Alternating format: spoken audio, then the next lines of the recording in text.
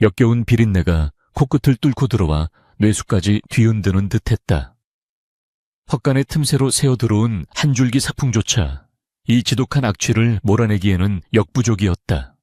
월이는 거친 숨을 몰아쉬며 눈앞에 펼쳐진 참혹한 광경을 애써 외면하지 않고 똑바로 응시했다. 그녀의 손에 들린 낡은 삼배수건은 이미 누런 고름과 검붉은 피로 얼룩져 본래의 색을 잃은 지 오래였다. 손끝에 닿는 노승의 등은 인간의 피부라기보다는 마치 썩어가는 고목의 껍질이나 혹은 진흙탕에 뒹군 짐승의 가죽처럼 느껴졌다. 손가락 마디마디에 엉겨붙는 끈적하고 미지근한 액체의 감촉에 당장이라도 위장이 뒤틀리며 오물이 치밀어 오를 것 같았으나 월이는 입술을 피가 맺히도록 깨물며 억지로 구역질을 삼켰다. 더 세게 문지르거라. 그따위 힘으로 이 업보의 때가 벗겨지겠느냐. 노승의 갈라진 목소리가 헛간의 어둠을 찢고 날아들었다. 고통에 찬 신음인지 아니면 자신을 시험하려는 호통인지 분간할 수 없는 그 목소리에 월이는 화들짝 놀라 다시금 수건을 움켜쥐었다. 썩어 문드러져 뼈가 훤히 들여다 보일 듯한 등판 위로 다시금 그녀의 거친 손길이 지나가자 노승의 몸이 크게 꿈틀거렸고 그 진동은 월이의 손바닥을 타고 전신으로 전해졌다. 이 기이하고도 끔찍한 의식이 벌어지고 있는 이곳은 천석군 최부자 댁의 가장 외진 헛간이었다. 불과 반나절 전만 해도 이곳은 그저 낡은 농기구들이나 처박혀 있던 적막한 공간이었으나 지금은 생지옥의 입구와도 같았다. 월이가 닦아내고 있는 것은 단순한 피부병이 아니었다. 살이 녹아내리고 코와 귀가 떨어져 나간다는 천형 티안싱 문둥병이었다. 상처 부위를 닦아낼 때마다 썩은 살점들이 뚝뚝 떨어져 나가 집단 위를 굴렀고 그 악취는 헛간 밖, 심리 밖까지 퍼질 기세였다. 월이의 이마에서는 식은땀이 비오듯 쏟아져 내렸고 땀방울이 눈으로 흘러들어가 시야를 뿌옇게 만들었지만 그녀는 감히 손을 들어 땀을 닦을 엄두조차 내지 못했다. 그녀의 손은 이미 더러운 고름 범벅이었기 때문이다. 아프냐 징그러우냐. 내년의 마음속에도 이보다 더한 고름이 차 있을 터인데 고작 이 정도 냄새에 코를 막으려 드느냐. 노승은 뒤도 돌아보지 않은 채 마치 월이의 속을 꿰뚫어 보는 듯한 말을 내뱉었다. 그 말은 비수처럼 날아와 월이의 가슴 깊은 곳 골물대로 골문 상처를 후벼 팠다. 그렇다 그녀는 이 끔찍한 노승의 등보다 더 추한 몰골을 가진 여인이었다. 월이는 태어날 때부터 저주받은 운명이었다. 그녀가 세상에 처음 나왔을 때 산파조차 아이의 얼굴을 보고 비명을 지르며 뒷걸음질 쳤다고 했다. 툭 튀어나온 이마 쥐 파먹은 듯 듬성듬성한 눈썹 한쪽으로 심하게 비틀린 코, 그리고 검버섯이 덕지덕지 핀 거칠고 검은 피부는 갓 태어난 아기의 것이라고는 믿을 수 없을 만큼 흉측했다. 부모조차 그녀를 내다 버리려 했으나 차마 천일륜을 끊지 못해 헛간 구석에 짐짝처럼 던져두고 키웠다. 이름조차 없어 그저 달이 뜰 때 짐승처럼 운다 하여 월유에 이라 불리게 되었다. 마을 아이들은 그녀를 보면 도깨비라 부르며 돌을 던졌고 어른들은 재수가 옴 붙는다며 침을 뱉고 피해 다녔다. 꽃다운 나이 18이 되었건만 그녀에게 허락된 것은 남들이 먹다 남긴 쉰밥과 돼지우리 같은 잠자리 그리고 짐승만도 못한 멸시뿐이었다. 거울을 보는 것은 그녀에게 가장 큰 고문이었기에 월이는 내게 비친 자신의 모습조차 보지 않으려 평생 고개를 숙이고 살았다. 그런 그녀에게 오늘 아침 최부자댁 대문 앞을 막아선 이 노승의 등장은 마치 운명과도 같은 충돌이었다. 그날 아침은 유난히 맑고 화창하여 최부자댁 마당에 핀 매화 향기가 담장을 넘을 정도였다. 주인 마님은 곱게 차려입고 정재서 다과를 즐기려던 참이었다. 그런데 대문 밖에서 들려오는 웅성거림과 함께 썩은 냄새가 바람을 타고 날아와 마님의 비단 치마폭을 덮쳤다. 이게 무슨 흉한 냄새냐. 당장 나가보아라. 마님의 불호령에 하인들이 몽둥이를 들고 달려나갔을 때 그곳에는 누더기를 걸친 노승 하나가 지팡이의 의지에 서 있었다. 삿갓으로 얼굴을 가렸으나 드러난 손발은 문드러져 형체를 알아보기 힘들었고 몸에서는 구더기가 들끓는 악취가 진동했다. 하인들이 코를 싸주며 몽둥이질을 하려 하자 노승은 태연하게 합장하며 말했다. 내 몸의 업보를 씻어줄 인연을 찾아왔소. 물 한 동이와 사람의 손길이 필요할 뿐이오. 그 말에 하인들은 기가 차다는 듯 비웃음을 터뜨렸다. 감히 문둥이 주제에 양반 댁 앞에서 목욕을 시켜달라니 미쳐도 단단히 미친 땡중이라 여긴 것이다. 마님은 기겁하며 소금을 뿌리라 고래고래 소리를 질렀다. 재수없게 저런 흉물이 아침부터 찾아와 당장 멍석마리를 해서 내다 버려라. 하인들이 달려들어 노승을 끌어내려 할 때 부엌 구석에서 쭈그리고 앉아 콩나물을 다듬던 월이가 그 광경을 목격했다. 몽둥이가 노승의 병든 어깨를 내리치려는 순간 삿갓 아래로 드러난 노승의 눈빛이 월이의 눈과 마주쳤다. 그 눈은 깊고도 고요해서 마치 시궁창 속에 핀 연꽃을 보는 듯 했다. 월이는 자신도 모르게 벌떡 일어나 소리쳤다. 그만두시오. 내가 씻겨 드리리다. 그 외침의 마당에 모든 동작이 멈췄다. 마님은 눈을 동그랗게 뜨고 월이를 노려보았다. 내년이 미쳤구나. 저런 더러운 것의 몸에 손을 대겠다고 내년도 저 병이 옮아 죽고 싶은 개냐. 하지만 월이는 멈추지 않았다. 평생 굽히고만 살았던 허리를 꼿꼿이 펴고 마당으로 걸어나갔다.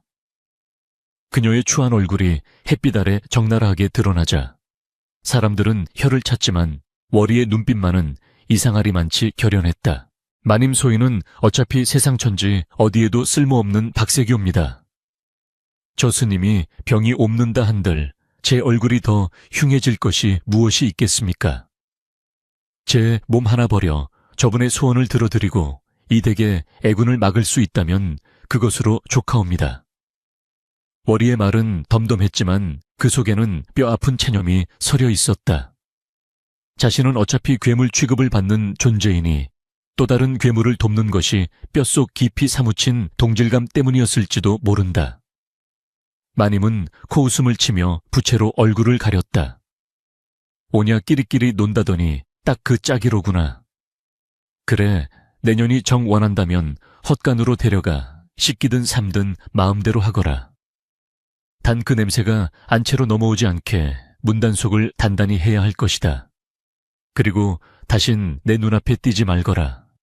그렇게 월이는 노승을 부축해 가장 외진 헛간으로 들어오게 된 것이었다. 노승의 몸은 생각보다 훨씬 무거웠고 닿는 곳마다 진물이 묻어났지만 월이는 불평 한마디 없이 따뜻한 물을 데워 날랐다. 다시 현재 헛간 안의 공기는 더욱 무거워졌다. 물은 이미 노승의 몸에서 나온 핏물과 구름으로 검붉게 변해버렸다. 월이는 새물을 떠오기 위해 잠시 손을 멈추려 했다. 그러자 노승이 불벼락 같은 소리를 질렀다. 멈추지 마라. 물이 식으면 살점이 굳어 더 아프단 말이다. 내년의 정성이 고작 이 정도였더냐. 월이는 깜짝 놀라 다시 수건을 물에 적셨다. 뜨거운 김이 올라오는 물에 손을 담그니 진물은 그녀의 손가락 사이로 쓰라린 통증이 밀려왔다. 하지만 노승의 고통에 비하면 아무것도 아니라는 생각에 이를 악물었다. 그녀는 수건을 짜내어 노승의 척추뼈를 따라 조심스럽게 그러나 힘있게 문질렀다. 딱지가 떨어진 자리에서 붉은 선혈이 터져나와 수건을 적셨다. 비위가 약한 사람이라면 벌써 10번은 기절했을 참혹한 광경이었지만 월이는 마치 불상에 낀 먼지를 닦아내듯 경건한 마음으로 손을 놀렸다. 소녀의 손이 거칠어 스님의 살을 아프게 하는 것은 아닌지 저어대옵니다. 월이가 조심스럽게 입을 열었다. 그녀의 목소리는 떨리고 있었다. 노승은 콧방귀를 뀌며 대꾸했다. 흥 얼굴이 고운 년들은 손끝이 매서워 남의 가슴을 후벼 파지만 너처럼 얼굴이 험한 것들은 그나마 손끝에 자비가 있더구나. 겉가죽이 썩은 나나 겉가죽이 뒤틀린 너나 세상 사람들이 보기에는 매한가지 흉물 아니더냐. 그 말은 위로였을까 조롱이었을까. 월이는 대답 대신 묵묵히 노승의 어깨뼈 부근을 닦아내렸다. 그곳에는 주먹만한 종기가 시퍼렇게 골마 터지기 일보 직전이었다. 월이가 망설이자 노승이 재촉했다. 그 종기를 터뜨려라. 그 안에 든 독을 빼내지 않으면 내 오늘 밤을 넘기지 못할 것이다. 월이는 숨을 들이켰다. 손톱으로 그 흉한 종기를 찢어야 한다는 말인가. 그녀의 손이 바들바들 떨렸다. 월이는 눈을 질끈 감았다 떴다. 헛간 밖에서는 하인들이 수군거리는 소리가 들려왔다. 저년 정말 미친 개야. 문둥이 고름을 짜고 있다니. 저러다 병 옮으면 마을에서 쫓아내야 해.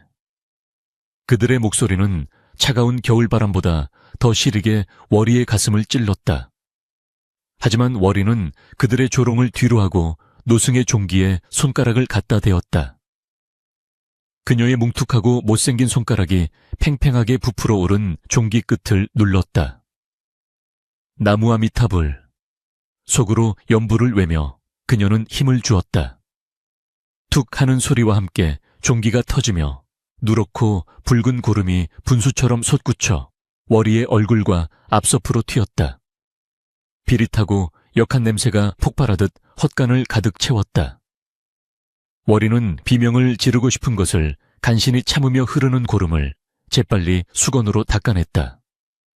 얼굴에 묻은 타인의 고름이 뜨겁게 식어가는 것을 느끼며 그녀는 묘한 해방감을 느꼈다. 이제 자신은 완전히 더러워졌다. 세상이 규정하는 깨끗함과는 영영 이별이었다. 차라리 잘된 일이었다. 노승은 고통스러운지 신음소리를 길게 내뱉더니 이내 거친 숨을 몰아쉬며 말했다. 시원하구나. 10년 묵은 체증이 내려가는 듯하다. 허나 아직 멀었다. 내 몸에는 아직 씻겨야 할 곳이 99군데나 더 남아있다. 밤이 새도록 닦아야 할 것이다. 내년이 도망가지 않는다면 말이다. 노승의 말에는 뼈가 있었다. 이것은 단순한 목욕이 아니라 끈질긴 시험이었다. 월이는 피와 고름으로 얼룩진 자신의 손을 내려다보았다. 도망치고 싶었다. 당장이라도 밖으로 뛰쳐나가 맑은 냇물에 몸을 씻고 싶었다. 하지만 그녀는 알고 있었다. 밖으로 나가봤자 자신을 반겨줄 곳은 어디에도 없음을. 차라리 이 썩어가는 노승 곁에서 짐승 취급을 받더라도 누군가에게 필요한 존재가 되는 것이 나을지도 모른다는 슬픈 자각이 그녀의 발목을 잡았다. 도망가지 않겠습니다. 스님의 몸에서 악취가 사라지고 새살이 돋을 때까지 제 손이 닳아 없어지더라도 멈추지 않겠습니다. 월이의 목소리에는 이전에는 없던 단단한 결기가 서려 있었다. 그녀는 다시 수건을 빨기 위해 물통으로 손을 뻗었다. 그때였다. 헛간 문이 벌컥 열리며 찬바람과 함께 주인 마님의 날카로운 목소리가 날아들었다. 아직도 그 짓거리를 하고 있느냐. 냄새가 역겨워 잠을 잘 수가 없다. 당장 그만두고 나오지 않으면 내년 밥줄을 끊어버릴 테다. 횃불을 든 하인들이 마님의 뒤에 서서 험악한 표정으로 헛간 안을 비추었다. 불빛 아래 드러난 월이의 모습은 처참했다. 얼굴에는 고름이 튀어있고 옷은 피투성이었다. 마님은 그 꼴을 보고 헛구역질을 하며 소매로 코를 막았다. 어유 끔찍해라. 정말 귀신이 따로 없구나.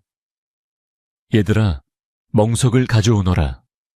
전현과 땡중놈을 한꺼번에 말아서 마을 밖으로 내치어야겠다. 절체절명의 순간이었다.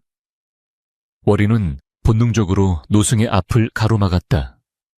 병든 노승을 이 추운 밤에 밖으로 내치면 얼어 죽을 것이 뻔했다. 마님, 제발 자비를 베풀어 주십시오. 이분은 환자입니다. 하룻밤만이라도. 월이가 무릎을 꿇고 애원하려던 찰나 노승이 월이의 어깨를 잡고 천천히 몸을 일으켰다. 굽었던 허리가 기이한 소리를 내며 펴지는 듯 했다. 삿갓 아래 어둠 속에서 형형한 안광이 뿜어져 나와 마님과 하인들을 쏘아보았다. 썩어 문드러진 입술이 열리며 천둥 같은 호통이 터져 나왔다. 내 인연 겉모습은 비단으로 휘감았으나 속은 똥오줌으로 가득 찼구나. 내 몸의 냄새는 물로 씻으면 그만이나 내년 마음의 악취는 천년을 씻어도 지워지지 않을 것이다. 그 기세에 눌려 하인들이 주춤거리는 사이 노승은 다시 월이를 향해 돌아앉으며 나지막이 속삭였다. 두려워 마라. 오늘 밤 누가 진짜 귀신이고 누가 부처인지 가려질 것이니라. 월이는 노승의 등 뒤에서 떨리는 손으로 다시 수건을 집어들었다. 밤은 깊어가고 시련은 이제 막 시작되었을 뿐이었다. 폭풍우처럼 몰아치던 마님의 호통과 하인들의 거친 발소리가 멀어지자 헛간에는 다시금 적막이 찾아왔다. 그러나 그 적막은 평온함이 아닌 살을 애는 듯한 한기와 비릿한 혈향으로 가득 찬 무거운 침묵이었다. 닫힌 문틈 사이로 새어들어오는 겨울바람이 촛불을 위태롭게 흔들었고 그 그림자는 벽에 거대한 괴물처럼 일렁겼다. 월이는 멍하니 닫힌 문을 바라보다가 천천히 고개를 돌려 노승을 응시했다. 방금 전 사자후를 토해내던 위험 있는 모습은 온데간데 없고 다시금 병들고 나약한 늙은이의 모습으로 돌아와 집단 위에 웅크리고 있었다. 그의 등은 고통으로 인해 둥글게 말려 있었고 헐떡이는 숨소리 사이로 그르렁거리는 가래 끓는 소리가 섞여 나왔다. 월이는 깊은 한숨을 삼키며 식어가는 물동이 옆으로 다가갔다. 마님이 다시 돌아올지도 모른다는 공포가 가슴을 짓눌렀지만 눈앞의 환자를 외면할 수 없다는 연민이 그 공포를 근소하게 앞서고 있었다. 무엇을 꿈을 때느냐. 물이 다 식어 빠졌다. 노승의 목소리는 날카로운 가시 같았다. 방금 전 월이를 감싸주던 기색은 찾아볼 수 없었다. 마치 빚쟁이가 빚을 독촉하듯 퉁명스럽고 신경질적인 어조였다. 월이는 황급히 아궁이 쪽으로 기어가 남은 온기가 있는 잿더미 속에 묻어두었던 작은 옹기를 꺼냈다. 다행히 그 안의 물은 아직 미지근했다. 송구하옵니다, 스님. 마님께서 다녀가시는 통에 경황이 없어. 월이가 변명하려 하자 노승은 말을 뚝 잘랐다. 핑계대지 마라. 마음이 콩밭에 가 있으니 손길이 더뎌지는 게야. 내년이 나를 구한답시고 나섰으나 속으로는 내가 왜 이런 험한 꼴을 당해야 하나 하고 후회하고 있지 않느냐. 전곡을 찌르는 말에 월이의 얼굴이 화끈 달아올랐다. 부정할 수 없었다. 억울함과 두려움이 마음 한구석에 또아리를 틀고 있었기 때문이다. 월이는 대답 대신 수건을 적셔 노승의 발을 닦기 시작했다. 문둥병이 가장 심하게 진행된 곳 중 하나가 바로 발이었다. 발가락 2개는 이미 떨어져 나가고 없었고 남은 발가락 사이사이에는 진물이 말라붙어 딱딱하게 굳어 있었다. 그 틈새를 닦아내려 하자 노승이 비명을 질렀다. 아악, 살을 찢을 셈이냐. 눈은 폼으로 달고 다니느냐. 거기는 살살 다루라 하지 않았느냐. 노승이 발길질을 하는 통에 월이는 뒤로 벌러덩 낮아빠졌다. 흙바닥에 엉덩이를 찧은 월이의 눈에 왈칵 눈물이 고였다. 하루 종일 굶은 배는 등가죽에 붙을 지경이었고 추위에 언소는 감각이 없는데 고맙다는 말은커녕 욕설만 퍼붓는 노승이 야속하기 짝이 없었다. 그러나 월이는 울지 않았다. 울어봤자 달라질 것은 아무것도 없었다. 그녀는 다시 일어나 무릎을 꿇고 떨리는 손으로 노승의 발을 잡았다. 죄송합니다. 제 손이 투박하여 스님의 귀한 살을 아프게 했습니다. 부디 용서해 주십시오. 월이는 진심으로 사죄했다. 그것은 노승에 대한 사죄라기보다는 자신의 비천한 처지에 대한 굴복이었다. 그녀가 다시 조심스럽게 환부를 닦아내자 노승은 코웃음을 쳤다. 귀한 살이라. 썩어 문드러져 구더기가 파먹는 살이 귀하다니 내년은 눈만 삐뚤어진 게 아니라 세상을 보는 눈도 뒤집혔구나. 하긴 내년 얼굴 꼴을 보니 세상 천지 만물이 다 고와 보이겠지. 노승의 독설은 멈추지 않았다. 그는 월이의 외모를 집요하게 파고들었다. 그 코는 전생에 무슨 죄를 지어 그리 납작해졌고 그 피부는 어찌하여 곰팡이 핀 보리밥 같으냐. 부모가 너를 낳고 곡을 했다는 소문이 사실이겠구나. 월이의 손이 허공에서 멈칫했다. 심장이 철렁 내려앉는 듯 했다. 평생을 들어온 말이었지만 이렇게 적나라하고 잔인하게 면전에서 듣는 것은 또 다른 고통이었다. 헛간의 차가운 공기보다 더 시린 비수가 가슴에 박혔다. 어린 시절 동네 우물가에 물을 길러 갔다가 아이들이 던진 돌멩이에 이마가 찢어졌던 기억이 떠올랐다. 피를 흘리며 집으로 돌아왔을 때 어머니는 상처를 닦아주기는커녕 어차피 못난 얼굴 흉 하나 더 생긴다고 티도 안 난다며 혀를 찼었다. 아버지조차 술에 취하면 저런 요물단지가 내 씨라니 하며 한탄하곤 했다. 월이에게 세상은 거대한 거울이었고 그 거울은 언제나 그녀에게 너는 추하다, 너는 가치가 없다라고 속삭였다. 그런데 지금 자신이 지극정성으로 돌보고 있는 자신보다 더 흉측한 몰골을 한 이 노승마저도 그녀를 조롱하고 있는 것이다. 월이는 입술을 깨물었다. 피맛이 났다. 화를 낼 자격조차 없다고 생각했던 그녀였지만 깊은 곳에서 뜨거운 것이 치밀어 올랐다. 수건을 집어던지고 뛰쳐나가고 싶었다. 하지만 그녀는 노승의 눈을 보았다. 독설을 퍼붓는 입과는 달리 노승의 눈은 기이할 정도로 맑고 고요했다. 마치 월이의 반응을 관찰하고 있는 듯했다. 이것이 시험인가? 월이는 직감적으로 느꼈다. 이 늙은 승려는 지금 내 인내심의 바닥을 확인하려 하는 것이다. 내 안의 분노와 혐오가 튀어나오기를 기다리고 있는 것이다. 월이는 깊게 심호흡을 했다. 그리고 마음속의 일렁이는 분노의 불길을 연민의 물로 끄기 시작했다. 그래, 이분도 괴로우시겠지. 몸이 썩어가는 고통에 마음까지 뒤틀리셨을 게야. 내 얼굴이 못난 것은 사실이니 화를 낼 이유가 없다. 스님 말씀이 맞습니다. 월이가 담담하게 입을 열었다. 저는 천하의 박색입니다. 거울을 보면 저조차도 깜짝 놀랄 정도로 흉합니다. 허나 스님 부처님께서는 겉모습이 아닌 마음을 보신다 들었습니다. 제 얼굴은 곰팡이 핀 보리밥 같으나 제 손길만은 스님의 고통을 덜어드리고자 하는 진심입니다.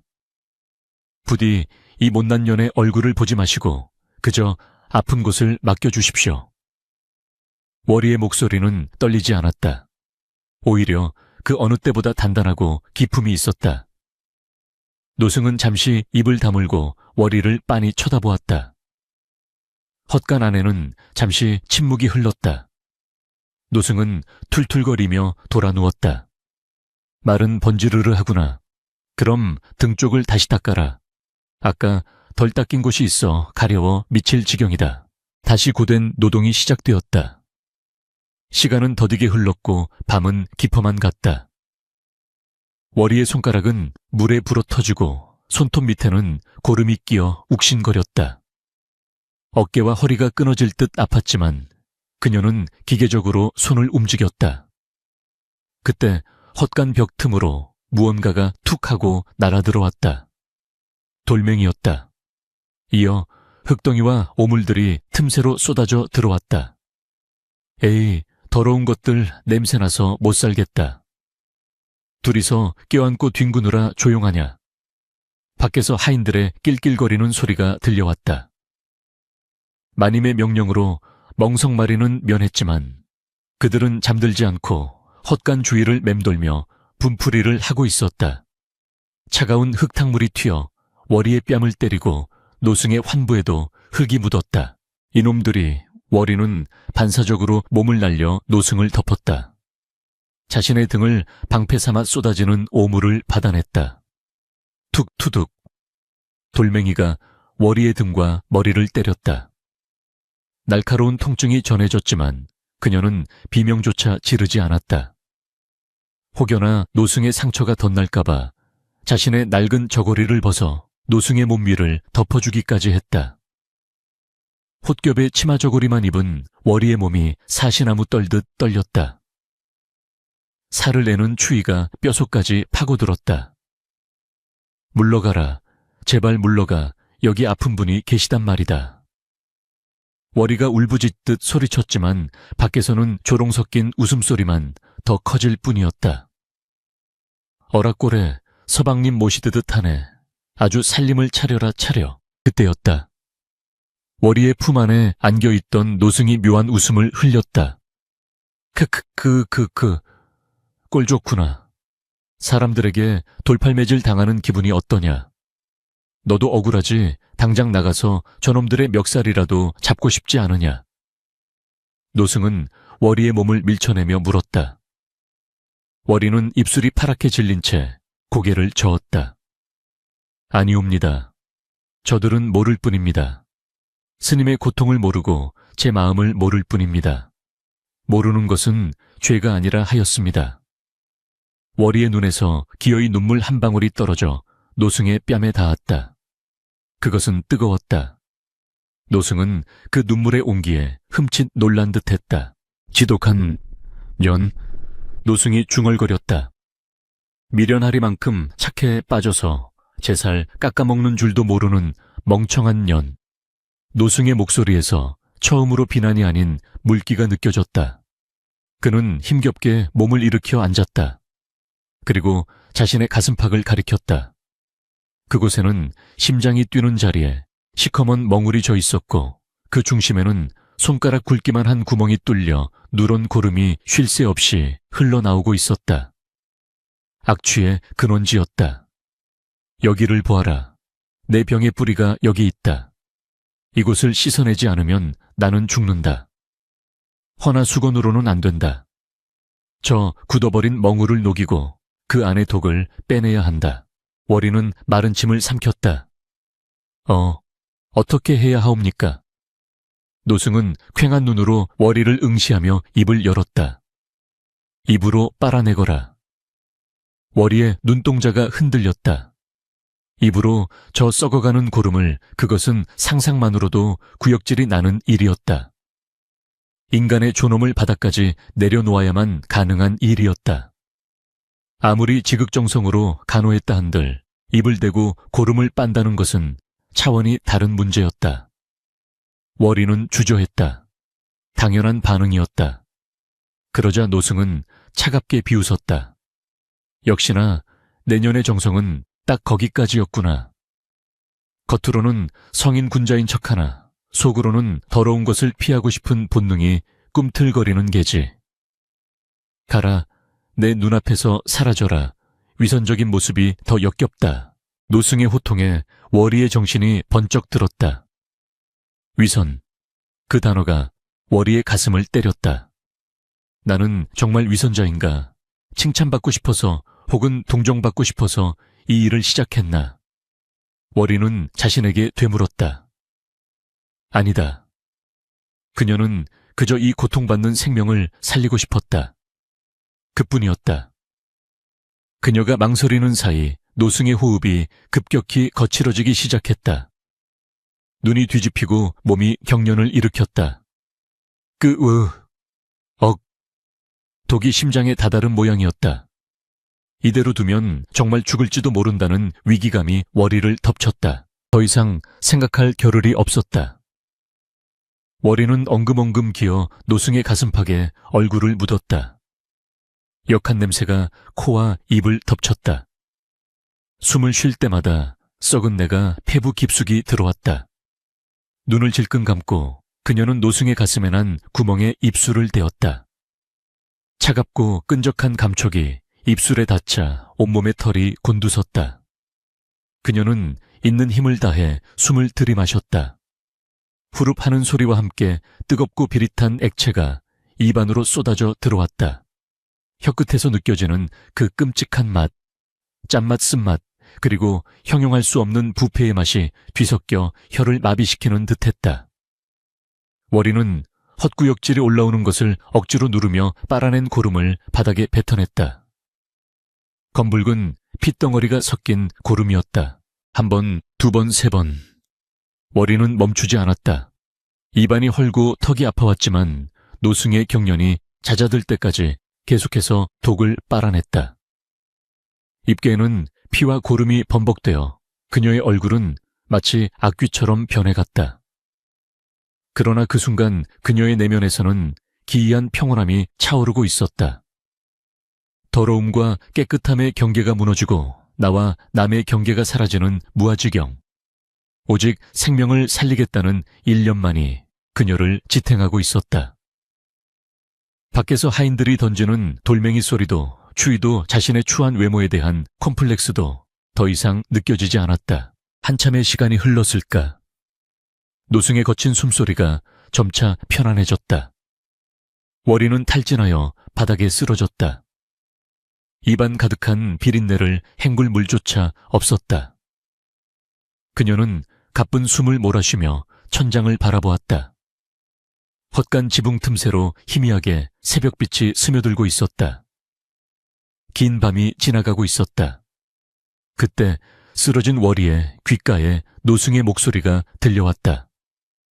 아까와는 전혀 다른 봄바람처럼 부드럽고 향기로운 목소리였다. 월아, 고개를 들어 나를 보아라. 월이는 힘겹게 고개를 돌렸다. 그러나 그녀의 눈에 들어온 것은 병든 노승이 아니었다. 헛간을 가득 채우는 눈부신 금빛 광채, 그 속에서 일어나는 믿을 수 없는 변화가 그녀의 눈동자에 맺히기 시작했다. 그것은 단순한 회복이 아니었다. 썩은 살점이 벗겨진 자리에서 마치 옥처럼 투명하고 하얀 새 살이 돋아나고 있었다. 악취 대신 난초 향기 같은 그윽한 향이 피어올랐다. 월이는 자신이 꿈을 꾸고 있는 것이라 생각했다. 고통에 겨워 헛것을 보는 것이리라. 하지만 코끝에 맴도는 향기는 너무나 선명했다. 노승은 서서히 자리에서 일어나 앉았다.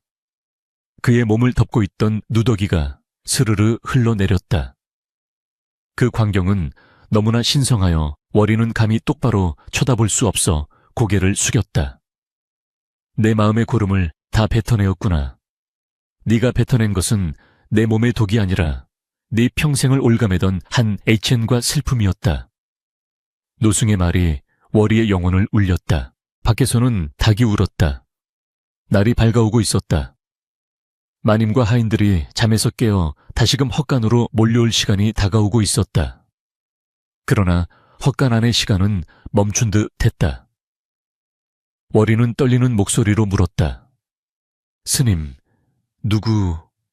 누구십니까?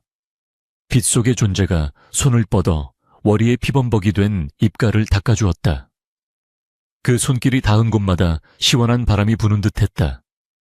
나는 지나가는 바람이자 머무는 구름이다. 네가 나를 보았으니 이제 세상이 너를 볼 차례이다. 알 수 없는 말과 함께 노승의 손이 월이의 이마, 콧등 그리고 볼을 천천히 어루만졌다. 기적이 시작되려 하고 있었다. 노승의 손길이 닿은 월이의 이마에서부터 기이한 열기가 퍼져나가기 시작했다. 그것은 불에 데인 듯한 뜨거움이 아니라 얼어붙은 대지가 봄볕에 녹아내릴 때 느껴지는 훈훈하고도 묵직한 온기였다.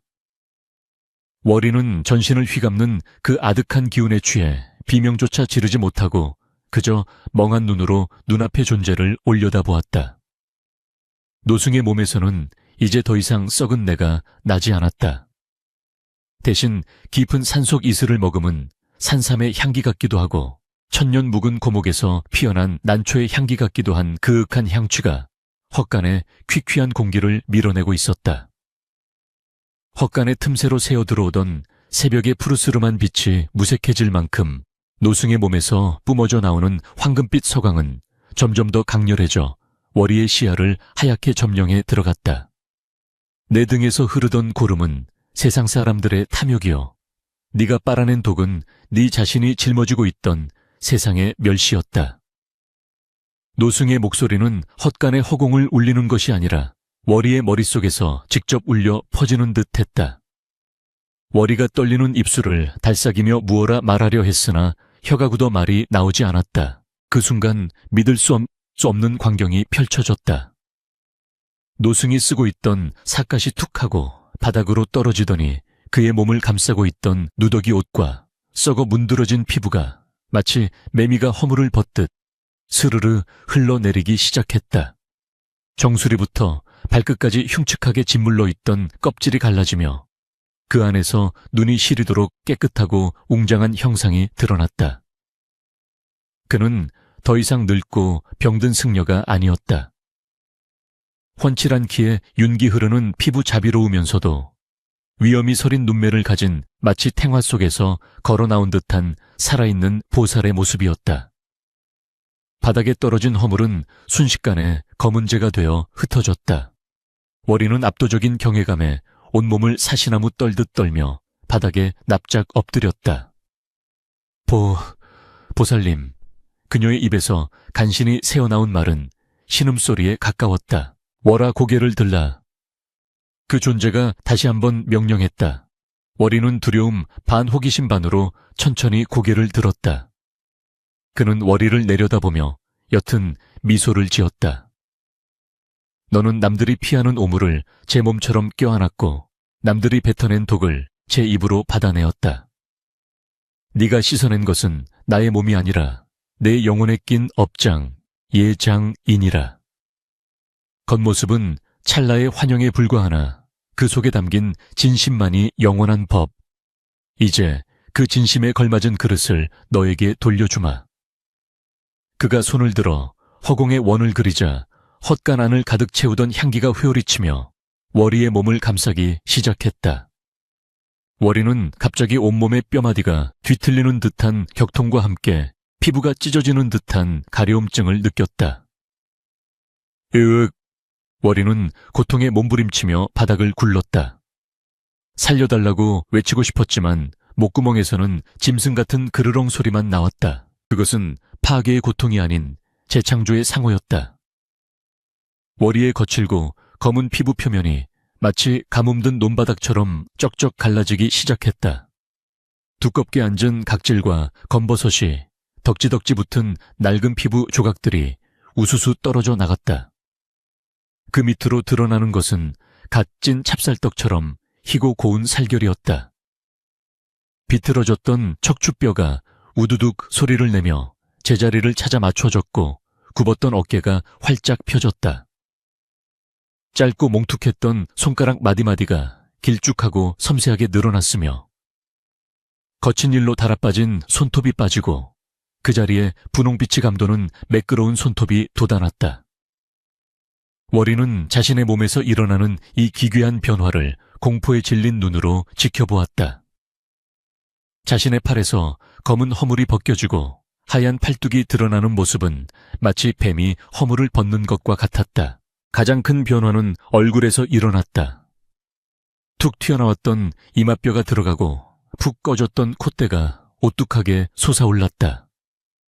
듬성듬성하던 눈썹 자리에 숱이 빽빽하게 차오르며 고운 아치형을 그렸고 실눈처럼 작고 찢어졌던 눈꺼풀이 얇아지며 크고 맑은 눈망울이 드러났다. 누렇고 뻐들어졌던 치아가 빠진 자리에는 하얀 조약돌 같은 새 치아가 돋아났다. 뼈를 깎는 고통이었으나 그 고통이 지나간 자리에는 설명할 수 없는 시원함과 청량감이 밀려왔다. 머리카락 또한 변화를 피해가지 않았다. 빗자루처럼 거칠고 푸석했던 머리카락이 쑥 빠져나가고 그 모공에서 윤기 흐르는 흑단 같은 머리카락이 폭포수처럼 쏟아져 나와 허리춤까지 찰랑거렸다. 월이는 정신이 혼미해지는 와중에도 자신의 뺨을 만져보았다. 울퉁불퉁했던 곰보 자국은 온데간데 없고 손가락이 미끄러질 듯 매끄러운 감촉만이 느껴졌다. 이것이 꿈인가 생시인가 이제 되었다. 맑은 목소리가 들려왔다. 월이가 정신을 차리고 다시 앞을 보았을 때 그 신성한 존재는 이미 사라지곤 없었다. 다만 헛간 문틈으로 들어오는 아침 햇살 속에 금빛 가루 같은 먼지만이 춤을 추고 있을 뿐이었다. 헛간 안에는 여전히 그 기이한 난초 향기가 은은하게 배어 있었다. 월이는 자신의 몸을 내려다보았다. 피와 고름으로 얼룩졌던 낡은 무명 저고리는 헐거워져 어깨 아래로 흘러내리고 있었다. 그녀는 떨리는 손을 들어 자신의 얼굴을 다시 한번 더듬었다. 콧날 입술 턱선. 모든 것이 낯설었다. 바닥에 고인 물동이의 물은 비록 더러웠으나 수면에 비친 모습은 흐릿하게나마 알아볼 수 있었다. 월이는 물속에 비친 여인을 보고 소스라치게 놀라 뒷걸음질 쳤다. 그곳에는 천하절색의 미녀가 자신을 쳐다보고 있었다. 그때 헛간 밖에서 웅성거리는 소리와 함께 다급한 발소리가 들려왔다. 해가 중천에 떴는데 인연이 아직도 기척이 없네. 어젯밤에 얼어 죽었거나 병이 옮아 뻗은 게 틀림없어. 아이고, 송장 치우게 생겼네. 재수 없게시리. 하인들의 투덜거리는 소리에 이어 마님의 날카로운 목소리가 들렸다.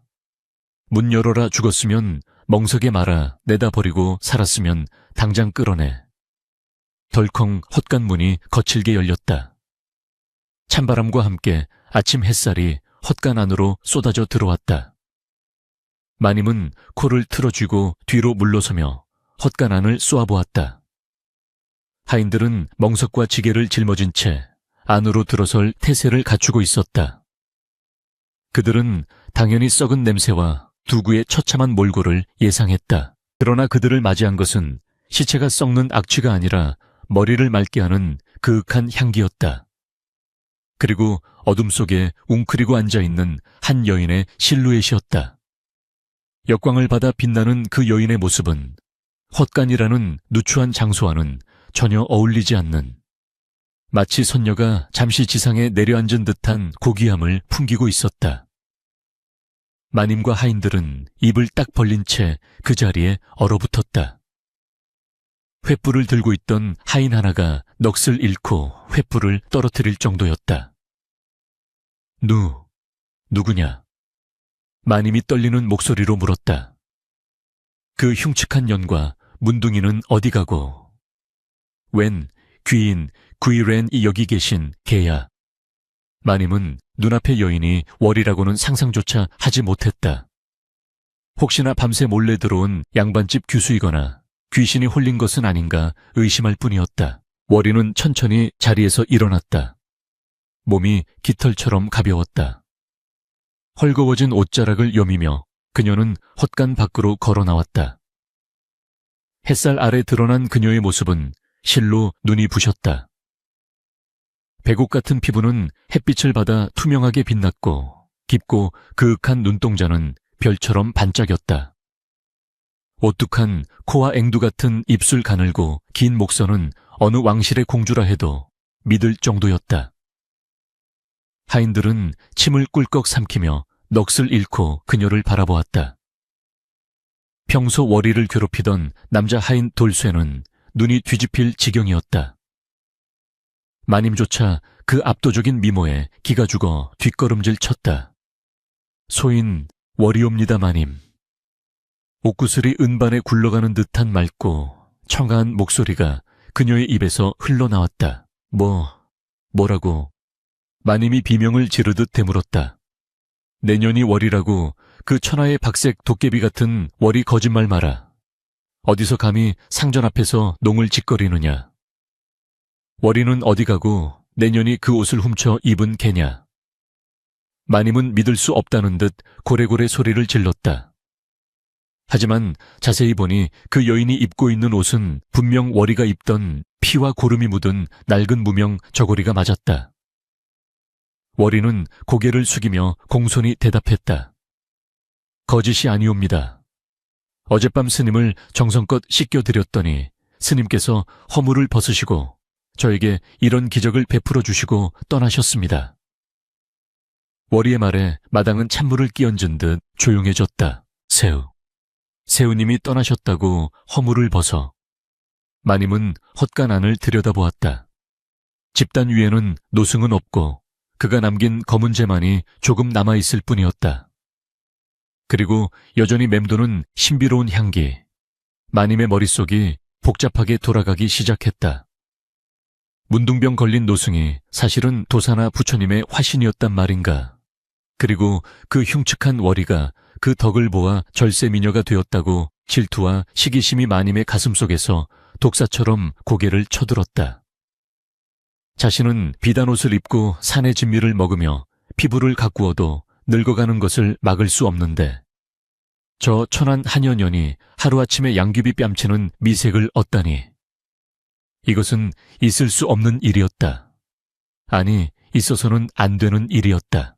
이 요망한 년 내년이 필시 요술을 부린 개야 마님이 악을 쓰며 월이에게 달려들었다.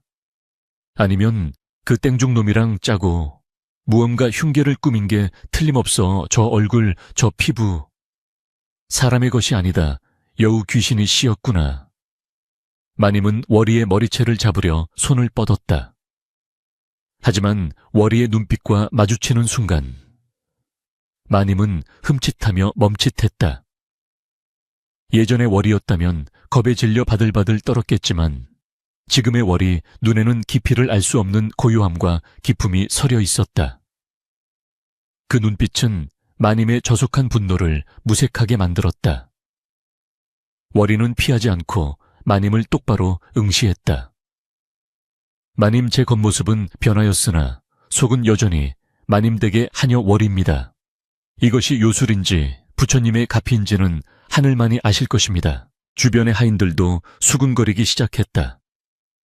정말 월이가 맞나 봐. 목소리 톤이나 말투는 그대로야. 세상에 부처님이 도우셨나 보다. 저 얼굴 좀 봐. 궁궐에 있는 중전마마보다 더 곱네. 동요하는 하인들의 반응에 마님은 더욱 화가 치밀어 올랐다. 이대로 두었다가는 집안의 위계 질서가 무너지고 자신의 위신이 땅에 떨어질 판이었다. 게다가 저 아름다워진 월이를 보는 남편 최 부자의 눈빛이 심상치 않을 것이 뻔했다. 마님은 본능적으로 위기감을 느꼈다. 이 기적은 축복이 아니라 자신에게 닥친 재앙이었다. 닥쳐라. 모두 닥쳐. 마님이 소리쳤다. 인연이 요물을 불러들여 집안에 사기를 치고 있다. 전연이 바른 대로 불 때까지 광에 가두어라. 그리고 저 헛간을 당장 불태워버려. 그 땡중놈이 남긴 흔적을 모조리 없애란 말이다. 마님은 발을 동동 구르며 지시했다. 하인들이 주춤거리며 다가왔지만 감히 월이의 몸에 손을 대지 못했다. 그녀에게서 풍겨나오는 기운이 너무나 신성하여 섣불리 건드렸다가는 천벌을 받을 것 같았기 때문이다. 뭐 하고 있느냐, 내 말이 말 같지 않으냐. 마님의 호통에 억지로 돌쇠가 나서서 월이의 팔을 잡았다. 하지만 그 손길은 예전처럼 거칠지 않고 조심스러웠다. 월이는 반항하지 않았다. 제 발로 가겠습니다. 그녀는 옷매무새를 다듬고 조용히 발걸음을 옮겼다. 그녀가 걸음을 떼자 흙마당에 피어있던 잡초들이 고개를 숙이는 듯 했고 바람조차 그녀의 머릿결을 부드럽게 어루만지며 지나갔다. 광으로 끌려가는 죄인의 신세였으나 그 뒷모습은 마치 행차를 나서는 왕비처럼 당당하고 우아했다. 마님은 그 모습을 보며 손톱으로 자신의 손바닥을 찔러 피를 냈다. 전연의 저 얼굴, 저 가죽을 벗겨내서라도 비밀을 알아내야겠다. 마님의 눈이 탐욕과 광기로 번들거렸다. 그녀는 월이가 겪은 기적의 과정을 낱낱이 캐내어 자신도 똑같이, 아니 그보다 더한 미모를 얻고야 말겠다는 헛된 욕망에 사로잡히기 시작했다. 광에 갇힌 월이는 차가운 바닥에 앉았다. 어둠 속이었지만 그녀는 두렵지 않았다. 자신의 손을 내려다보았다. 어둠 속에서도 희미하게 빛나는 듯한 고운 손. 그녀는 조용히 눈을 감고 지난밤의 일을 회상했다. 썩은 살을 만지던 감촉 입안 가득했던 고름의 맛. 그리고 그 후에 찾아온 찬란한 빛. 그것은 단순한 인내가 아니었다. 타인의 고통을 온전히 자신의 것으로 받아들인 순간 찾아온 해탈이었다. 부처님, 월이는 합장하고 나지막이 연부를 외웠다. 이제 그녀의 인생은 완전히 달라졌다. 하지만 그녀는 알고 있었다. 아름다워진 외모가 그녀에게 행복만을 가져다 주지는 않을 것임을. 밖에서 들려오는 마님의 표독스러운 고함 소리가 그것을 증명하고 있었다. 곧 닥쳐올 시련은 예전의 멸시와는 다른 질투와 탐욕이라는 이름의 더 무서운 파도였다. 한편 안채로 돌아온 마님은 거울 앞에 앉아 자신의 얼굴을 들여다보고 있었다. 눈가의 주름목에 늘어진 살, 거뭇해진 기미. 방금 전 본 월이의 눈부신 피부와 비교하니 자신의 얼굴이 썩은 호박같이 느껴졌다. 그녀는 화장품 단지를 집어던져 거울을 깨뜨렸다. 안 돼. 이대로는 안 돼. 나도 그렇게 될 수 있어. 마님은 하인을 불렀다. 여봐라. 당장 마을 밖으로 나가 거지란 거지는 모조리 뒤져라. 문둥병 걸린 놈이든 등창난 놈이든 가장 더럽고 병든 승려를 찾아내 당장 데려오너라. 하인은 영문을 몰라 눈을 껌뻑였지만 마님의 살기 어린 눈빛에 놀라 황급히 밖으로 뛰어나갔다. 마님은 깨진 거울 조각을 움켜쥐며 중얼거렸다. 월이 연이했다면 나라고 못할 소냐. 내 정성이 부족해서가 아니라 그저 방법을 몰랐을 뿐이다. 기다려라 내 곧 천하제일의 미녀로 다시 태어나리라. 탐욕의 그림자가 최부자댁의 높은 담장을 넘어 검게 들이우기 시작했다. 광안은 칠흑 같은 어둠에 잠겨 있었으나 월이의 주변만은 은은한 서기가 감돌아 마치 보름달이 뜬 밤처럼 환했다. 퀴퀴한 곰팡이 냄새 대신 알 수 없는 꽃향기가 감옥 안을 채우고 있었고 차가운 바닥에 정조하고 앉은 월이의 모습은 죄인이 아니라 면벽 수행을 하는 고승처럼 고고했다. 그녀는 눈을 감고 자신의 내면을 들여다보고 있었다.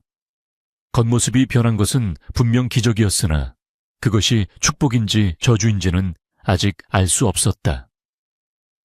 갑작스러운 미모는 사람들의 시기를 불러왔고 평생 겪어보지 못한 종류의 욕망을 마주하게 했다. 하지만 월이의 마음은 호수처럼 고요했다. 지난밤 노승의 고름을 빨아내며 겪었던 그 찰나의 해탈이 그녀의 영혼을 단단하게 붙들고 있었기 때문이다. 육신은 껍데기일 뿐 진정한 나는 변하지 않았다. 월이는 속으로 되뇌며 흔들리는 마음을 다잡았다. 그때 육중한 자물쇠 따는 소리와 함께 광문이 거칠게 열렸다. 횃불의 붉은 빛이 안으로 쏟아져 들어오며 월이의 명상을 깨뜨렸다. 문 앞에 선 것은 주인 마님이었다. 그녀의 눈은 며칠 밤을 새운 사람처럼 퀭했고 입계에는 경련이 일고 있었다. 뒤따라 들어온 하인들은 고문 도구인 주리를 손에 들고 있었으나 월이의 눈부신 자태에 압도되어 감히 다가서지 못하고 쭈뼛거렸다. 마님은 월이의 그 태연자약한 모습에 부하가 치밀어 올랐다.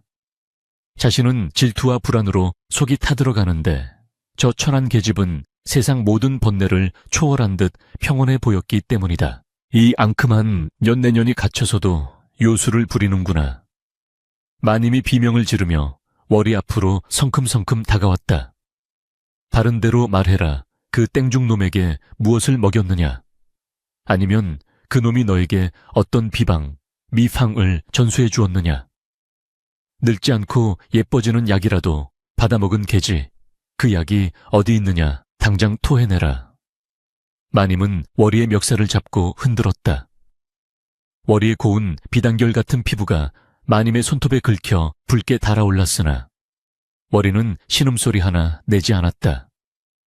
그저 슬픈 눈으로 마님을 바라볼 뿐이었다. 마님, 약 같은 것은 없습니다. 비방 또한 없습니다.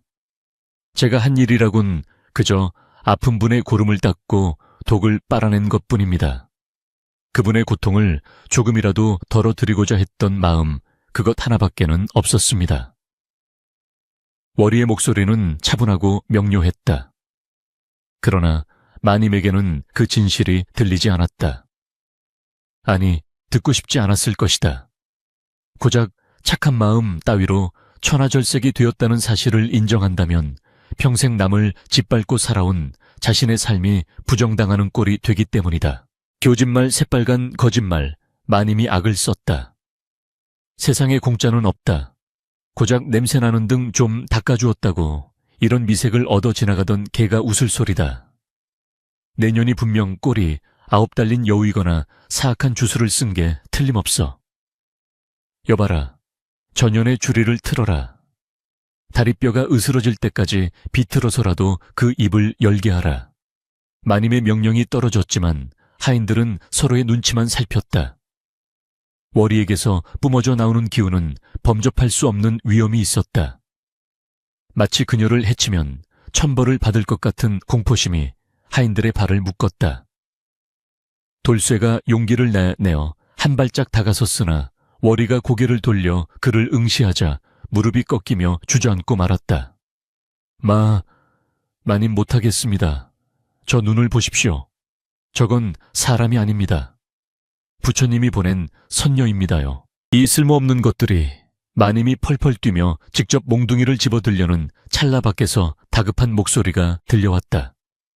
마님 찾았습니다요. 데려왔습니다. 마님은 멈칫하며 고개를 돌렸다. 심부름 보냈던 하인이 숨을 헐떡이며 뛰어들어왔다. 무엇을 말이냐? 스님 말입니다. 문둥병 걸려 다 죽어가는 스님을 찾아왔습니다요. 저기 사랑채 마당에 모셔두었습니다. 그 말에 마님의 얼굴에 화색이 돌았다. 몽둥이를 내던진 마님은 워리를 노려보며 섬뜩한 미소를 지었다. 오호라, 드디어 기회가 왔구나. 내년에 입이 무거워도 상관없다. 내가 직접 해보면 될 일 아니냐. 똑같이 하니 더 정성스럽게 씻겨주마. 그러면 나도 너처럼 하니 너보다 더 고운 얼굴을 얻게 되겠지. 두고 보거라. 마님은 치맛자락을 휘날리며 광을 뛰쳐나갔다. 워리는 홀로 남겨진 채 깊은 한숨을 내쉬었다. 탐욕은 밑 빠진 독과 같거늘. 마님 부디 돌이킬 수 없는 강을 건너지 마시옵소서. 사랑채 마당에는 실로 가관인 풍경이 펼쳐져 있었다. 하인들이 구해온 노승은 워리가 만났던 노승보다 훨씬 더 상태가 심각해 보였다. 온몸은 짓물러 형체를 알아볼 수 없었고 입고 있는 승복은 똥오줌에 절어 파리가 때로 들끓었다. 게다가 이 노승은 성격마저 고약했다. 에이, 빌어먹을 양반집이라더니 밥상은 어디 가고 맹물만 가져다 놓았느냐. 술을 가져와라, 술을. 노승은 지팡이로 바닥을 치며 고래고래 소리를 질렀다. 그의 입에서는 술 냄새와 썩은 이 냄새가 진동했다. 그러나 마님의 눈에는 그 흉한 몰골이 황금 덩어리로 보였다. 저 더러움이 내 아름다움의 걸음이 되리라. 마님은 즉시 하인들에게 명하여 최고급 비단 금침을 깔게 하고 향을 피운 따뜻한 물을 대령하게 했다. 그리고 자신의 몸을 보호하기 위해 두꺼운 명주천으로 코와 입을 가리고 손에는 가죽 장갑까지 꼈다. 스님, 제가 씻겨드리겠습니다. 부디 제 정성을 받으시고 저에게도 축복을 내려 주시옵소서. 마님이 억지 웃음을 지으며 다가가자 노승은 흙이 든 마님을 쳐다보았다. 흥 곱게 자란 연이 똥오줌을 만지겠다고 내 몸에 손대면 내년 피부도 썩을 텐데 괜찮겠느냐. 마님은 속으로 흠칫했으나 워리의 변한 얼굴을 떠올리며 고개를 저었다. 괜찮습니다. 제 모든 것을 바쳐 모시겠습니다. 마님은 수건을 물에 적셔 노승의 등을 닦기 시작했다. 장갑 낀 손으로 살살 문지르자 노승이 버럭 화를 냈다. 간지럽다 벅벅 문지르지 못할까. 손에 낀 그 가죽 껍데기부터 벗겨라 살과 살이 닿아야 정성이 통하는 법이지. 마님은 질겁했지만 어쩔 수 없이 장갑을 벗어 던졌다. 맨손으로 끈적하고 미지근한 고름을 만지자 소름이 머리끝까지 돋았다. 뱃속에서 뜨거운 것이 올라왔다. 욱! 마님은 고개를 돌리고 헛구역질을 했다. 뭐냐, 내 몸이 더럽다 이거냐. 노승이 눈을 부라렸다. 아, 아닙니다. 잠시 속이 좋지 않아서. 마님은 숨을 참고 다시 손을 놀렸다. 마음속으로는 1000번, 10,000번 욕을 퍼붓고 있었다. 이 더러운 늙은이, 내가 예뻐지기만 하면 당장 가마솥에 삶아 죽이리라. 그녀의 손길에는 자비심은커녕 살기, 샤치가 서려 있었다. 시간이 흘러도 기적은 일어날 기미가 보이지 않았다. 노승은 계속해서 술과 고기를 요구했고 마님에게 온갖 심부름을 시켰다. 마님의 비단옷은 오물로 더러워졌고 머리는 산발이 되었다. 인내심이 바닥을 드러낼 즈음 마님은 월이의 이야기를 떠올렸다. 그래, 입으로 빨아야 한다고 했지. 그게 결정적인 비방일 거야. 마님은 결심한 듯 노승의 앞으로 다가앉았다. 노승의 종아리에는 커다란 종기가 시퍼렇게 독을 품고 있었다. 스님, 제가 그 종기의 독을 입으로 빨아내겠습니다. 마님의 말에 노승조차 당황한 듯 눈을 크게 떴다. 정말 미친년이로구나. 그래, 어디 한번 해보거라. 마님은 눈을 질끈 감고 노승의 다리에 입을 갖다 대었다. 역겨운 냄새가 코를 찔렀지만 월이보다 더 예뻐질 자신의 모습을 상상하며 억지로 입술을 벌렸다. 종기에서 흘러나오는 고름을 입안으로 빨아들이는 순간 마님은 참지 못하고 비명을 지르며 뒤로 나자빠졌다. 입안 가득 퍼지는 맛은 지옥의 맛이었다. 그녀는 바닥을 구르며 구토를 했다. 우에액 퇴퇴 위에까지 토해낼 듯 괴로워하는 마님을 보며 노승은 낄낄거렸다. 그 웃음소리는 흡사 까마귀 떼가 우는 소리처럼 불길했다. 크하하하. 겉으로는 보살인 척하나 속은 독사로구나. 내년에 입에서 나온 것은 독이 아니라 내 탐욕이다. 그 순간이었다. 마님의 입가와 닿았던 노승의 종기가 터지며 검은 연기가 피어올랐다. 그 연기는 순식간에 마님의 얼굴을 덮쳤다. 아, 따가워. 내 얼굴, 내 얼굴. 마님은 얼굴을 감싸주고 비명을 질렀다. 피부가 불에 타는 듯한 자결감이 느껴졌다. 그녀가 바닥에 뒹구는 사이 노승은 지팡이를 짚고 일어섰다. 그의 모습은 빛나는 보살로 변하는 것이 아니라 점점 더 검고 거대한 그림자로 변해가고 있었다. 그는 하늘을 향해 조소하듯 외쳤다. 하늘이시여 보셨습니까? 이것이 인간의 본성입니다. 제 욕심을 채우기 위해서라면 똥물이라도 마시는 저 추악함을. 소란을 듣고 최 부자가 사랑채로 달려왔다. 그의 뒤에는 광에서 풀려난 월이도 서 있었다. 최 부자는 마당의 참상을 보고 입을 다물지 못했다. 부인, 이게 무슨 짓이오? 최 부자가 달려가 마님을 일으키려 했다. 그러나 마님의 얼굴을 본 최 부자는 기겁하며 뒷걸음질 쳤다. 마님의 얼굴은 붉은 반점으로 뒤덮였고 입가는 고름독이 올라 시커멓게 썩어 들어가고 있었다. 그것은 아름다움이 아니라 노승이 앓던 문둥병보다 더 끔찍한 괴질의 형상이었다. 여보, 나 예뻐졌어요. 월이보다 더 고와졌나요? 마님은 실성한 사람처럼 물으며 최 부자의 소매를 잡았다. 최 부자는 공포에 질려 아내의 손을 뿌리쳤다. 그때 그림자처럼 서 있던 노승이 월이를 향해 고개를 돌렸다. 오, 여기 진짜가 있었구나. 노승 아니, 그 기이한 존재는 월이를 보며 흉측한 미소를 거두고 정중하게 고개를 숙였다. 저 여자는 가짜를 진짜로 만들려다 제 꾀에 제가 넘어갔다. 하지만 너는 더러움 속에서 진주를 발견했으니 그 복은 영원하리라. 말을 마친 노승은 펑하는 소리와 함께 한 마리 두꺼비로 변해 하수구 구멍으로 사라져 버렸다. 그는 부처의 화신이 아니라 인간의 탐욕을 시험하고 징벌하기 위해 찾아온 산신령의 사자였던 것이다. 이게 다 내년 때문이다. 마님이 월이를 가리키며 악을 썼다. 흉측하게 변한 얼굴로 울부짖는 모습은 악귀 그 자체였다. 내년이 나를 속였어. 일부러 잘못된 방법을 알려줘서 나를 망치려 한 거야. 저주할 테다. 평생 내년을 저주할 테다. 마님은 바닥에 있는 돌을 집어 월이에게 던지려 했다. 하지만 힘이 빠져 돌은 그녀의 발치에 툭 떨어졌다. 최 부자는 한숨을 쉬며 하인들에게 명했다. 부인을 별채로 모셔라. 그리고 의원을 불러라. 당분간 아무도 출입하지 못하게 하라. 그것은 사실상의 감금이자 격리였다.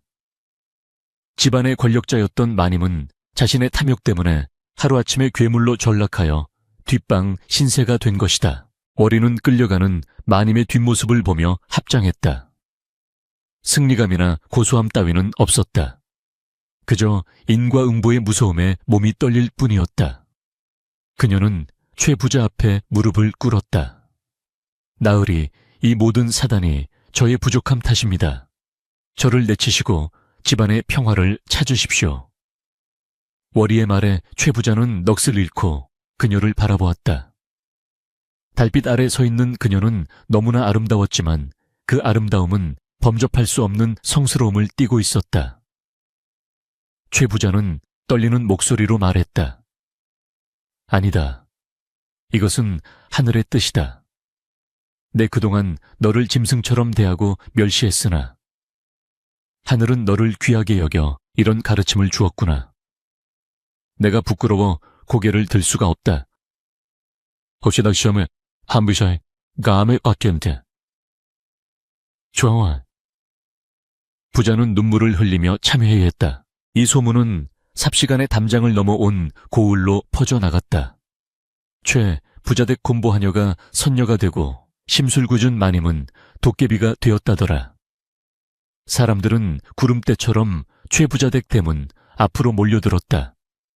그들은 월이의 얼굴을 한번 보고자 담을 기웃거렸고 탐욕의 말로가 어떤 것인지 확인하고자 수군거렸다.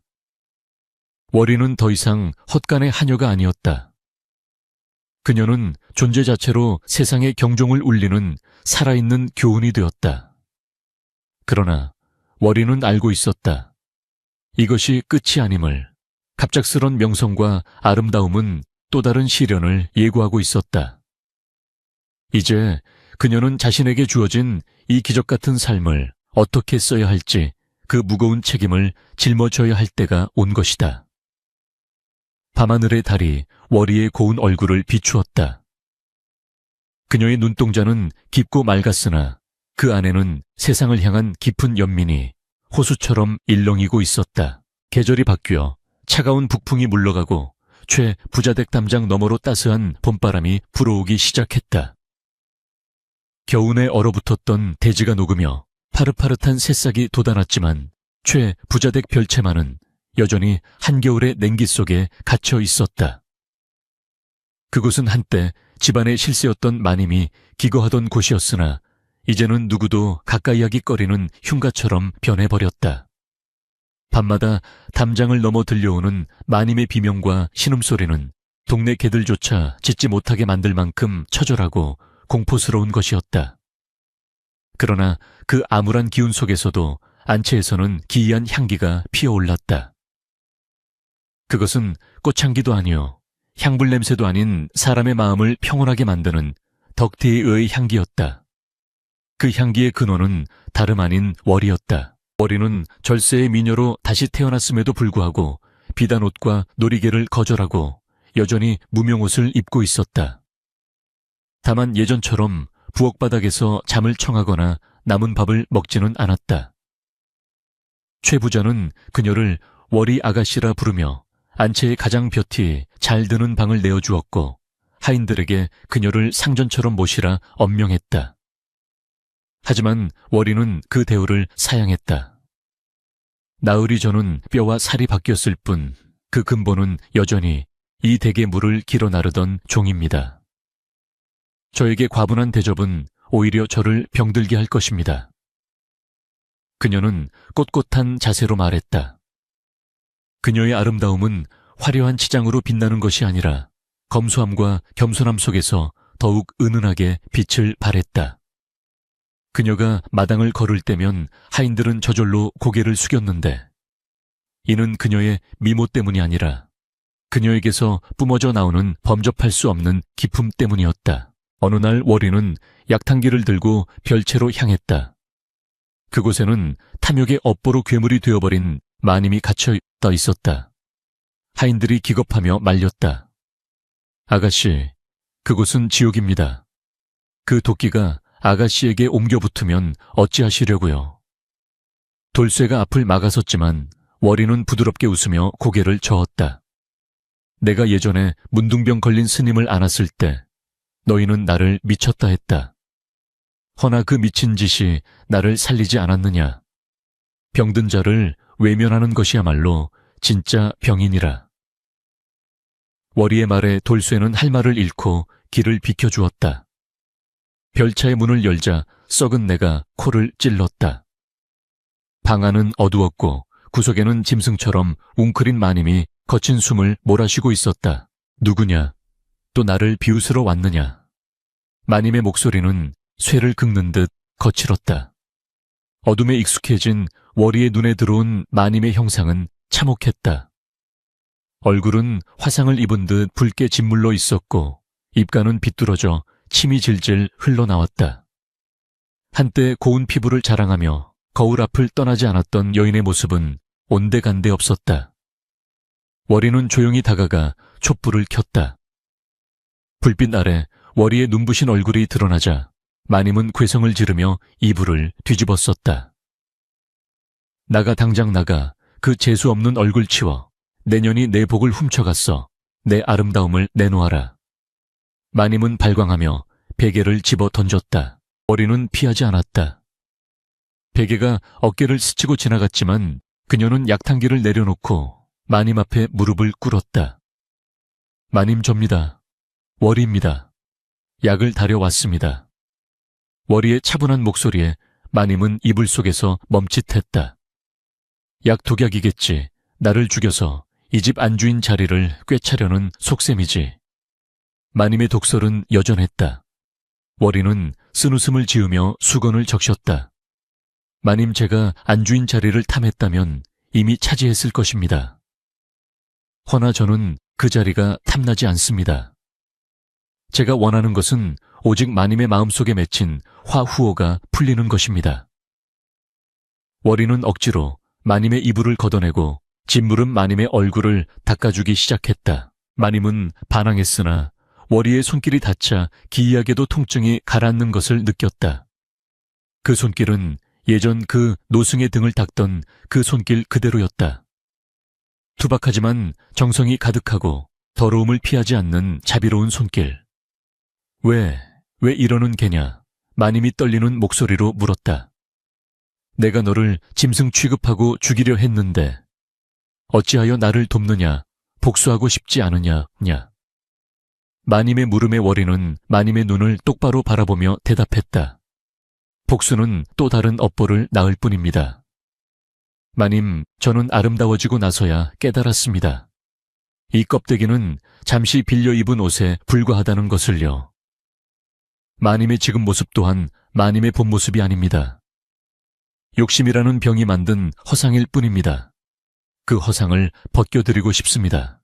월이의 눈에서 진심을 읽은 것일까? 마님의 눈에서 닭똥 같은 눈물이 흘러내렸다. 그 눈물은 짓무른 뺨을 타고 흘러내려 썩은 고름을 씻어내렸다. 월아, 내가 잘못했다. 내가 어리석었다. 마님은 월이의 손을 잡고 통곡했다. 평생 남을 짓밟으며 쌓아 올린 자존심이 무너져 내리는 순간이었다. 월이는 말없이 마님을 안아주었다. 그날 밤 별채에서는 악귀의 비명 대신 참회의 울음소리가 밤새도록 흘러나왔다. 기적은 또 한 번 일어났다. 비록 마님의 얼굴이 예전처럼 고운 모습으로 돌아오지는 않았으나 썩어들어가던 진물이 멈추고 붉은 반점이 서서히 옅어지기 시작한 것이다. 마님은 비로소 거울을 깨뜨리고 대신 염주를 손에 쥐게 되었다. 그녀는 평생 얼굴의 흉터를 가리지 않고 드러내며 자신의 죄를 뉘우치는 삶을 살기로 맹세했다. 최 부자 댁의 소문은 이제 한양 도성까지 퍼졌다. 살아있는 관세음보살이 나타났다는 소문에 고관대작들의 매파가 문턱이 닳도록 드나들었다. 정승판서 댁 아들부터 내로라 하는 부호들까지 월이를 첩이나 후처로 드리겠다는 청혼서가 산더미처럼 쌓였다. 최 부자는 은근히 기뻐하며 월이에게 의향을 물었다. 월아, 네가 원한다면 왕비 부럽지 않은 호강을 누리게 해주마. 이것이 하늘이 너에게 준 보상이 아니겠느냐. 최 부자의 말은 솔직한 바람이었다. 그러나 월이는 단호히 고개를 저었다. 그녀는 청혼서를 모두 모아 아궁이에 던져 태워버렸다. 나으리 저들이 탐하는 것은 저의 껍데기입니다. 세월이 흘러 제 피부에 주름이 지고 머리가 하얗게 새면 저들은 헌신짝처럼 저를 버릴 것입니다. 저는 누군가의 놀이개나 장식품으로 살기 위해 이 기적을 받은 것이 아닙니다. 월이의 눈빛은 단단했다. 그러면 어찌 살 작정이냐? 최 부자가 안타까워하며 물었다. 저는 이 아름다움을 세상을 위해 쓰고 싶습니다. 제가 받은 은혜를 고통받는 이들에게 돌려주는 것, 그것이 제 운명이라 생각합니다. 그날 이후 최 부자 댁 사랑채는 빈민 구호소가 되었다. 월이는 최 부자를 설득하여 곳간을 열었다. 흉년이 들어 굶주린 사람들이 몰려들었고 역병이 돌아 쓰러진 환자들이 줄을 이었다. 월이는 비단 치마를 걷어붙이고 직접 죽을 쑤어 먹였고 고름이 흐르는 환자들의 환부를 씻어주었다. 사람들은 그녀의 미모에 처음 놀랐지만 나중에는 그녀의 헌신적인 행동에 감동하여 눈물을 흘렸다. 전염병이 창궐하여 의원들조차 도망칠 때도 월이는 환자들 곁을 떠나지 않았다. 아가씨, 병이 옮으면 그 고운 얼굴이 망가집니다. 사람들이 말려도 그녀는 웃으며 대답했다. 이 얼굴은 부처님이 잠시 빌려주신 것이니 부처님의 뜻대로 쓰다가 돌려드리면 그만입니다. 신기하게도 월이는 수많은 병자들과 접촉했음에도 결코 병에 걸리지 않았다. 오히려 그녀의 손길이 닿는 환자마다 씻은 듯이 병이 낫는 기적 같은 일들이 벌어졌다. 사람들은 그녀를 약손보살이라 부르며 칭송했다. 뉘우친 마님 또한 월이의 조수 역할을 자처했다. 흉측한 얼굴을 한 마님이 절뚝거리며 약초를 말리고 붕대를 감는 모습은 월이의 아름다움과 대비되어 묘한 조화를 이루었다. 아름다운 보살과 흉측한 수행자 두 여인의 모습은 그 자체로 세상에 던지는 무언의 설법이었다. 겉모습은 중요하지 않으며 오직 그 행실만이 사람의 귀천을 가른다는 사실을 온 고을 사람들이 눈으로 확인하게 된 것이다. 세월은 유수와 같이 흘렀다. 최 부자가 세상을 떠나고 마님 또한 참회 속에 눈을 감았다. 최 부자는 유언으로 전 재산을 월이에게 맡겼고 월이는 그 재산을 모두 털어갈 곳 없는 노인들과 고아들을 위한 거처를 마련했다. 청춘의 꽃 같던 월이의 미모에도 세월의 흔적이 내려앉기 시작했다. 눈가에는 잔주름이 잡히고 칠흑 같던 머리에는 서리가 내렸다. 그러나 늙어가는 월이의 모습은 젊은 시절보다 더욱 아름다웠다. 그녀의 얼굴에 패인 주름 하나하나는 수만 명의 생명을 살린 훈장과도 같았고 희게 센 머리카락은 후광처럼 빛났다. 사람들은 늙은 월이를 보며 젊어서는 꽃처럼 고왔고 늙어서는 산처럼 웅장하다고 칭송했다. 어느 늦가을 밤 칠순을 넘긴 월이는 자신의 마지막이 다가왔음을 직감했다. 그녀는 자신이 젊은 시절 노승을 씻겨주었던 그 낡은 헛간터로 향했다. 지금은 그 자리에 작은 암자가 세워져 있었다. 단풍이 붉게 물든 뜰에 앉아 월이는 지나온 삶을 회상했다. 천대받던 하녀 시절의 서름 기적을 어떤 밤에 환히 그리고 평생을 바쳐 일군 봉사의 삶. 그 모든 것이 주마등처럼 스쳐 지나갔다. 그녀는 자신의 손을 내려다보았다. 쭈글쭈글하고 검버섯이 핀 노인의 손. 젊은 날 잠시 얻었던 백옥 같은 피부는 사라졌지만 그녀는 지금의 손이 훨씬 더 자랑스러웠다. 스님, 이제야 알겠습니다. 월이는 허공을 향해 나지막이 속삭였다. 스님께서 제게 주신 진짜 선물은 아름다운 얼굴이 아니었습니다. 그것은 세상의 편견에 맞설 용기였고 타인을 사랑할 수 있는 기회였습니다. 그 껍데기 덕분에 사람들이 제 말에 귀를 기울였고 그 덕분에 저는 더 많은 사랑을 베풀 수 있었습니다. 이제 그 소임을 다했으니 빌려 입은 옷을 벗고 가볍게 떠나려 합니다. 밤바람이 불어와 낙엽을 굴렸다. 그때 어디선가 낯익은 난초 향기가 바람에 실려왔다. 50년 전 그 헛간을 가득 채웠던 바로 그 향기였다. 월이는 미소를 지으며 눈을 감았다. 그녀의 눈앞에 황금빛 빗무리가 어리는 듯하더니 젊은 시절 보았던 그 보살의 형상이 나타나 손을 내밀었다. 수고했다. 월아, 너는 내 등창을 씻어준 공덕보다 더 큰 공덕을 세상에 쌓았구나. 내 육신의 아름다움은 흙으로 돌아가 썩어지겠으나 네가 세상에 남긴 마음의 향기는 천년이 지나도 사라지지 않을 것이다. 월이는 평온한 얼굴로 보살의 손을 잡았다.